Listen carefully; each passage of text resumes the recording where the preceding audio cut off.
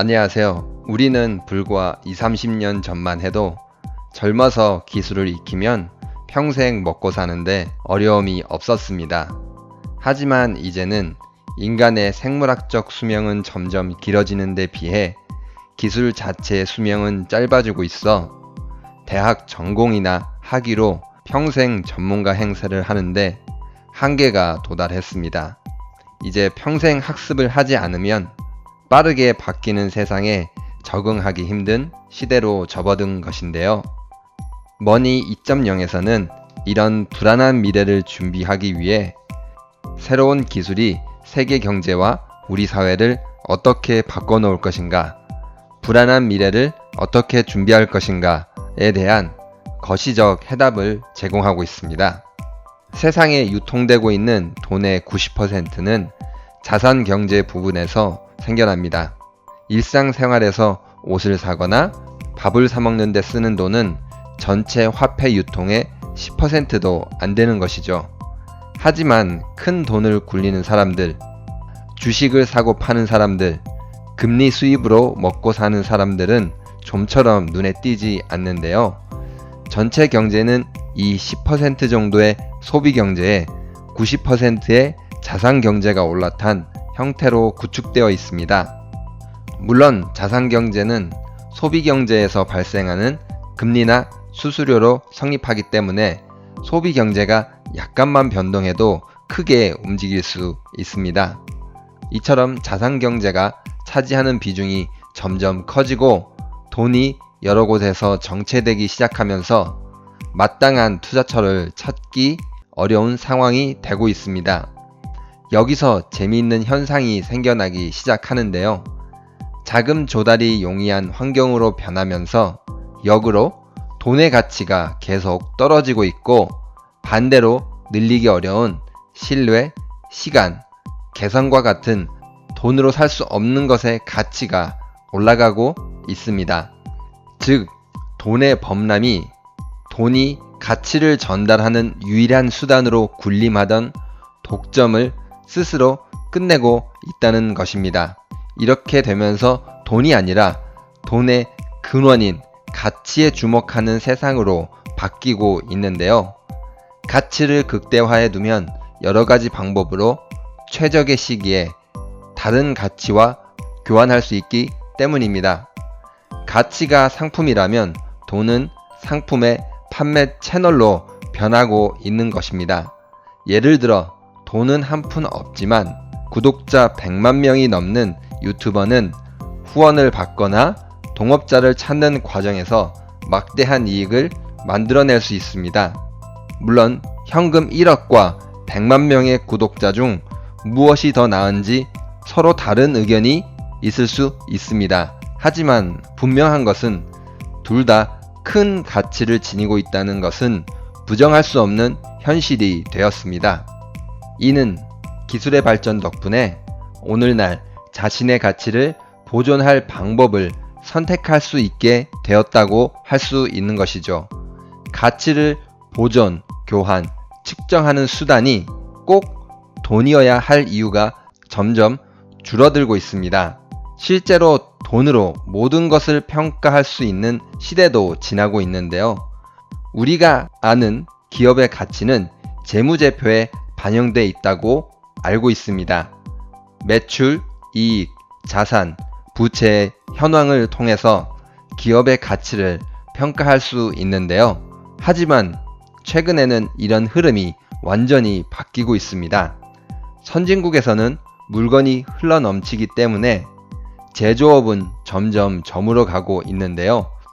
대신 물건을 취급하지 않는 서비스업이 중심이 되고 온라인에서 이루어지는 사업이 주목받고 있습니다.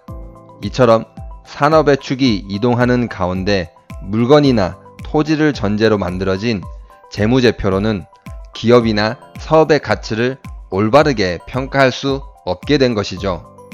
무형 자산으로 재무제표에 반영할 수 있지만 그것은 일부에 불과합니다. 하지만 기업이 가지고 있는 무형의 가치를 모두 반영할 수는 없습니다. 인터넷 기업에서 재무제표에 반영되지 않는 항목은 사람과 데이터입니다. 현재 금융은 사람과 데이터를 무가치한 요소로 보고 있기 때문인 것이죠. 인터넷 기업은 의자나 컴퓨터 같은 비품을 잃어도 전혀 타격을 받지 않습니다. 하지만 회원 데이터를 잃어버린다면 문을 닫을 수도 있는데요. 즉, 인터넷 기업에게는 데이터야말로 가치이고 돈을 벌어들이는 진정한 자산입니다. 이러한 변화의 흐름은 이미 주식시장에 사람과 데이터가 중요해진 현상을 그대로 반영되고 있는데요. 구글의 시가총액은 약 1조 달러, 우리나라 돈으로 약 1200조 원이 넘습니다. 우리나라 코스피의 전체 시가총액은 약 1300조가 넘는데요. 금액으로 보면 구글 한 기업이 우리나라의 코스피에 상장한 전체 기업과 비슷한 크기입니다. 그렇다면 정말 구글이 코스피에 상장한 전체 기업의 직원, 사무실, 설비, 공장 등 물리적으로도 거의 동등할까요? 전혀 그렇지 않습니다. 과거의 기준으로 평가한다면 현재 구글은 과대평가되었다고 생각될 수도 있습니다. 하지만 구글은 안드로이드의 운영체제, 유튜브에서 얻은 정보를 바탕으로 매출을 올리는 기업입니다. 현재 회계 기준에서는 구글이 가진 데이터 정보를 자산으로 평가해 재무제표에 완벽하게 반영할 수는 없습니다. 즉, 현재 기업들은 돈으로 측정할 수 없는 가치를 중심으로 성장하고 있다는 것이죠. 이런 현상은 기존 금융의 틀이 한계에 이르렀음을 증명하는 것입니다. 그래서 우리는 가치를 눈으로 볼 수 있는 자본이 아니라 돈과 같은 자본으로 변환되기 전의 가치를 볼 수 있는 안목을 가져야 하는 것이죠.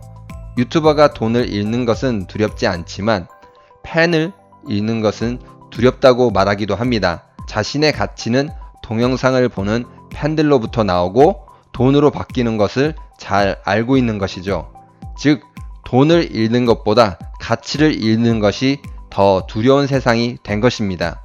그렇다면 자본의 극대화에서 가치의 극대화로 세상이 옮겨간다면 어떻게 변할까요? 기존의 자본주의는 수단을 따지지 않고 돈을 많이 버는 행위가 찬양받았습니다. 오로지 돈만 노리고 사기를 치고 강요를 일삼고 타인의 내면의 가치를 훼손하거나 스스로 돈의 노예가 되어 인생을 낭비하는 사람을 만들어내기도 했는데요. 특히 기업과 엘리트 집단은 더 많은 정보와 정치적 특권을 활용해 이익을 챙겼습니다. 하지만 지금은 대중이 인터넷을 통해 모든 정보에 접근할 수 있고 인터넷을 통한 집단 지성 덕분에 과거와 같이 기업과 엘리트 집단은 많은 이익을 가져가기 어렵게 되었습니다. 이렇게 되면 앞으로 어느 분야이든 사회적으로 가치가 있는 일에 집중을 하면 이익을 내기 쉬워지는 반면 오로지 눈앞의 이윤만을 추구하면 모두가 외면하거나 과잉 경쟁에 내몰려 장기적으로 수익을 내기 힘들어지게 될 것입니다. 그렇다면 우리의 삶은 어떻게 변할까요? 가치가 중요한 세상에서 우리가 어떤 일을 해야 할까요? 답은 간단합니다. 좋아하는 일에 순수하게 집중하면 됩니다. 자본주의 경제에서 수십 년 세월을 살다 보면 어떤 암시에 걸려듭니다. 무엇보다 돈벌이가 최고라는 암시입니다. 하지만 지금 이 순간에도 이 전제가 무너지고 있는데요. 앞에 설명한 것처럼 돈의 가치가 떨어지고 있기 때문입니다. 우리는 돈벌이가 최고가 아니라는 세상의 변화를 이미 겪고 있습니다. 특히 좋든 싫든 젊은 세대가 이런 변화의 중심에 있습니다. 도전해봐야 얻을 수 있는 목이 적고 노력에 대한 보상이 적다고 느끼고 있습니다. 돈의 가치가 떨어지는 세상에서 돈이 제일 중요하다고 생각하고 행동하기 때문에 느끼게 되는 것입니다. 앞으로는 새로운 것을 탐색하는 과정에서 자기 인생의 의미와 목표를 추구할 뿐만 아니라 타인과 함께 공유할수록 가치는 점점 커지고 그에 따른 많은 것을 얻게 되는 세상이 될 것입니다. 여러분은 어떤 가치로 미래를 준비하고 계시나요? 오늘 영상도 유익하셨나요? 구독과 좋아요는 영상을 만드는데 많은 힘이 됩니다. 감사합니다.